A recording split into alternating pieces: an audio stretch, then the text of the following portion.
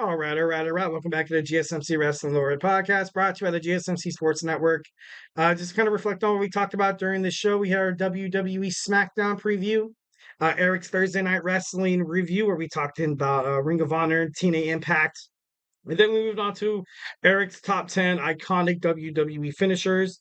Then we recently talked about TNA, the downfall of that, what happened, and all, kind of a sad story, but, I love TNA. I loved it when it first, kind of got its legs. But now we're going to move on to our our final segment. We're going to talk about our wrestling news roundup rapidly running out of time. Like once again, I apologize for kind of starting a little late, guys. It's a little hard. You kind of had some technical difficulties. I don't know why technology hates me. I'm a not a generation. I think I qualifies, Generation X, or maybe I want to qualify as Generation X for the DX thing. But me and technology sometimes we fight. Sometimes it's not too it's not too easy. It's not that too easy. So all right, kind of moving on to our first news segment. We have Vince McMahon is not allowed in WWE headquarters. And it's after all the allegations, and stuff like that, like it's it seems kind of fitting. I wouldn't understand why TKO would kind of want to leave their name synonymous with the McMahon, especially after all that happened. And I've talked about this in a podcast before. Something that you got to love about Vince McMahon was his love for wrestling, his love for the WWF, the WWE moving forward. WrestleMania 1 was kind of a coin toss. He got all the greatest wrestlers from all over the world. He got some of pop culture icons. He also had Muhammad Ali be the referee for the main event. So it's Vince. He does have a lot of bats. I'm not going to do that. I'm not going to condone any action or any statement or whatever. I'm not here for that. But you got to kind of have to give flowers to when it's due. And without Vince McMahon, during his early years, I feel like WWE wouldn't really have become the giant it is right now. He kind of helped, he was the driving force behind, WWE during the Monday Night Wars and during the birth of the Attitude Era. So, obviously you kind of saw him go a little bit downhill. But honestly, I don't understand why you sold your TKO stock for billions of dollars, bro. Why don't you just call it a day? Why don't you just call it a day? Hang out with the grandkids. Just call it, like, if I had billions of dollars, I'd be like, dude, I am not stepping out of this house. Like, I'm gonna, lay on a hammock, have a six pack, some brews, and hang out that way. But Vince McMahon, I wouldn't understand why he would want to even go, try to go back to WWE at this point. But hey, I'm not in his mind. Next, we had Chad Gable. Chad Gable, WWE made a pretty generous offer to Chad Gable, but it's still kind of on the fence right now. Key people in AEW is pushing really hard for shush. I like that. I like that. If I see Chad Gable in AEW, I think he fits there really, really well. You've kind of had him fight in and out. I feel like to butter up Chad Gable, you could possibly have him beat Sami Zayn at Clash at the Castle for the Intercontinental Championship. Obviously, he's in the match right now. His contract expired today, I believe. Yeah, no, it expired today. So, there's going to be a lot of talks. Wouldn't surprise me if, throughout I don't even know if he's going to be featured on Monday Night Raw if he doesn't get this deal signed, which is kind of crazy. And also, I don't know if they're going to have promos tonight on WWE SmackDown with Chad Gable in it because they don't know. They don't know where he's going, where his head's at. Obviously, they're throwing the Intercontinental Championship, and they also give him a pretty generous contract offer. So yeah. Next, we have Braun Breaker. Braun Breaker, like I've mentioned before in this podcast, his character is not being developed well enough, I believe. And the sources say, and I'm not trying to rub it in your face, I'm not trying to be like, I told you so, I told you so. Braun Breaker's creative plans in WWE are now changing.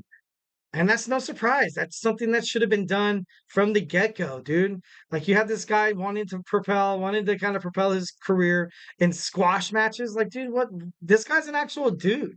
This guy's a huge wrestler. This guy could be like Roman Reigns status.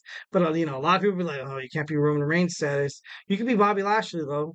Yeah, sure, they'll kick down Bobby Lashley, but they won't kick down, the pride and joy of WWE, the guy Roman Reigns. So honestly, love this for Braun Breaker. Definitely think he deserves a second chance on his kind of roster development. So eagerly to find out what happens on Monday Night Raw. All right, and number 4, we have WWE plans for Jey Uso revealed from WWE. So he recently, kind of inserted himself into the Money in the Bank ladder match. Make a lot of sense for Jey Uso to win this. He's done really, really well in tag team division title, success. He needs a singles, competitor. He needs a singles match. He needs a singles match. Be so cool, like I said before, if he defeats Cody Rhodes at potentially maybe like WrestleMania or something like that. That would be so cool. Oh my God. A lot of people kind of do have Finn Balor kind of speculated to cash in his Money in the Bank on Damian Priest because honestly, I feel like at this point you can't really make it really like any assumptions because of that rematch you have with Gunther and Randy Orton happening at Clash at the Castle. The winner gets the number 1 contendership and the King of the Ring crown, rightfully so. Randy Orton's left shoulder was not down during Gunther's pin to seal that victory at WWE King and Queen of the Ring in Jeddah, Saudi Arabia.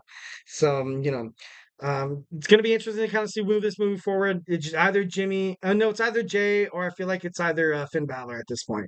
And we have another new segment, Tony Khan. We have Warner Brothers Discovery's reactions toward recent AEW's ratings.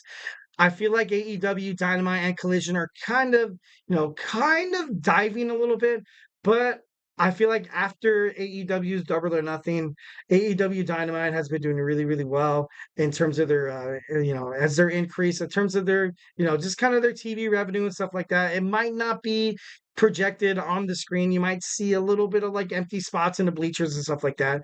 But their streaming partners, of course with HBO Max, they're going to do they're going to do AEW series and stuff like that. But Warner Brothers Discovery is actually still impressed by AEW and still loves the way that AEW is handling Dynamite. So that's cool. That's cool. I like that for Tony Khan. I like that 1,010% for the wrestling world. HBO is now going to have an unlimited library in professional wrestling, AEW, Ring of Honor, and New Japan Professional Wrestling. So something that WWE should keep their eye on is you cannot let TNA at this point go to Tony Khan, which probably kind of forced their hand to kind of go for a crossover kind of thing. And finally, our last story of tonight, and I will let you go. I know it's 9:15. I apologize. So Adam Copeland underwent tibia surgery where it was fractured. He's going to be out for a number of months. I project he probably will be back at All In. He's 50 years old, man. Love Adam Copeland. Love Edge. He's an animal. He's definitely an animal. Just looking at his picture right now, this guy's gonna, he's gonna do some crazy things. When he comes back, you can expect him to, definitely pay dividends in, any title picture. It'd be kind of crazy to see maybe him jump toward an AEW World Heavyweight title championship match. So, and that'd be absolutely pretty cool. But I would love that for, Adam Copeland. I keep wanting to say Adam Cole. I don't know. I do not know why. Probably because, Adam Cole, Adam Copeland, kind of the same stuff here. But yeah, sorry guys for going over once again. Apologize going for a little, kind of overtime here. Overtime. Thank you for tuning into the GSMC Wrestling Laureate Podcast, brought to you by the GSMC Sports Network. Remember to Superman punch that like and subscribe button to the show. Really does mean a lot to us. So remember that the GSMC Sports Podcasting Network does love peace, love, and positivity. Leave a positive review. We love positive reviews. And it really does make a difference, guys. We also, urge you guys and we invite you to follow us on Facebook, Twitter/X, TikTok, and Instagram for more content and updates. Like I always say at every show, if I'm a major wrestling fan by now, we have football with Manny and Kenneth. We also have the Andrew Tate Show. We also have Hoops and Heels with Samantha, your one-stop shop for women's sports, everything the Olympics, the WNBA, the women's MMA. We also have the basketball podcast with Nelson, absolutely killing it. We have Christopher on GSMC Fantasy Sports, and we also have Jeremy and TJ on GSMC Sports Network, where they talk about all sports all sports, hockey, football, baseball. My man Sam also on baseball. So make sure you be a part of this GSMC Sports bloodline of, podcasting. And, we share the same, strive, and we share the same love that you guys have. Sports. So, it's absolutely free, 110% for free. You don't have to subscribe to nothing. Of course, subscribe to the channel, but it doesn't cost anything. We're not ESPN or Fox Sports, so don't be too shy to do it. Once again, thank you for tuning into my show. Hope you guys have an amazing weekend. Can't wait to see you guys on a beautiful Monday. So, hey, have an amazing night.